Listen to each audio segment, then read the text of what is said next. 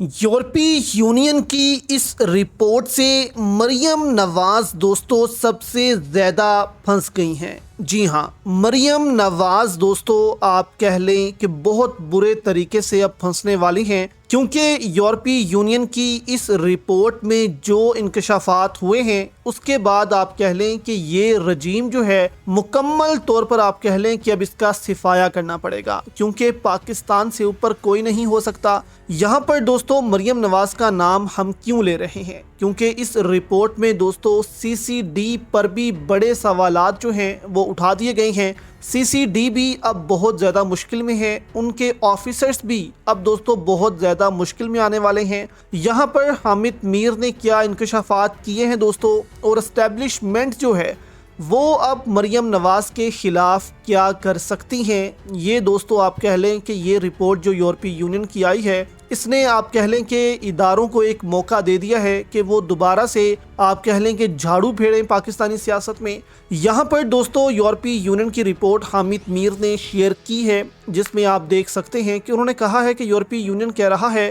کہ جو good governance ہے وہ کہاں پر ہے۔ جو جی ایس پی پلس سٹیٹس ہے اس نے جو ہے وہ انفورس کیا ہے کہ یہ جو ایکسٹرا جوڈیشل کلنگ ہو رہی ہے یہ پاکستان میں بڑھتی جا رہی ہے۔ اکاؤنٹیبلٹی ہی ان لوگوں کی نہیں ہو رہی جو ایکسٹرا جوڈیشل کلنگ میں ملوث ہیں، یعنی کہ اس چیز کو دوستو آپ سمجھیں کہ پہلے جو ہے وہ قتل ہوتے تھے، ڈاکو کر دیتے تھے، جو مجرم ہے وہ کر دیتے تھے، اور لوگوں کو جو ہے وہ دہشت گرد قتل کر دیتے تھے، لیکن اب پنجاب میں یہ ہو رہا ہے کہ C C D extra judicial killing میں ملوث ہو گئی ہے، یعنی کہ پاکستان کے اپنے ہی ادارے ایکسٹرا جوڈیشل کلنگ میں ملوث ہو گئے ہیں۔ عدالتوں میں وہ لے کر نہیں جاتے، راستے میں ہی قتل کر دیا جاتا ہے۔ تقریباً 2-3 ہزار لوگ دوستو پنجاب میں قتل ہو چکے ہیں، اور یہ قتل سی سی ڈی نے کیے ہیں۔ سی سی ڈی کہتی ہے کہ ہم جرائم پیشہ افراد کا خاتمہ کر رہے ہیں تاکہ امن قائم ہو، لیکن امن کیا قائم ہونا ہے، مزید جو ہے وہ پنجاب میں بڑھتا جا رہا ہے، ظلم بڑھتے جا رہے ہیں۔ تو یہ رپورٹ دوستو کہتی ہے کہ اب یہ ایکسیپٹیبل نہیں ہے۔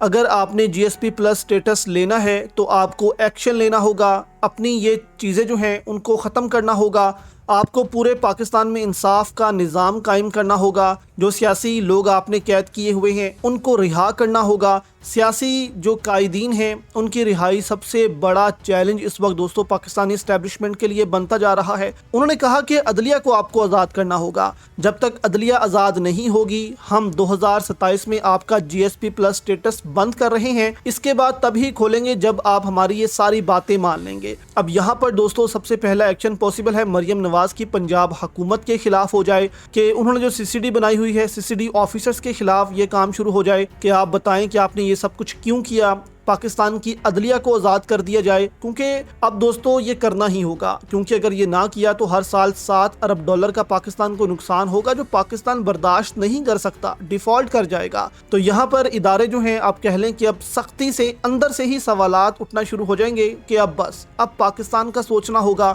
تو اب آپ دیکھیں گے دوستو کہ بہت جلد پاکستان میں انصاف کا نظام قائم ہوگا، اور یہ جو سی سی ڈی اور مریم نواز کے معاملات ہیں یہ عدلیہ خود ہی ان پر ایکشن لے گی، اور مریم نواز جو ہیں برے طریقے سے پھنسیں گی۔